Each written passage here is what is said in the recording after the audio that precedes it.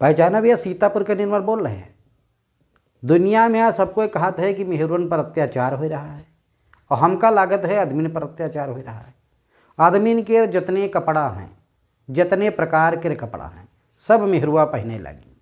Pant ले लो, shirt ले लो, Bermuda ले लो, अरे कोई चीज़ ले लो जौन आदमी पहनत रहें सब मेहरुआ पहने लगी।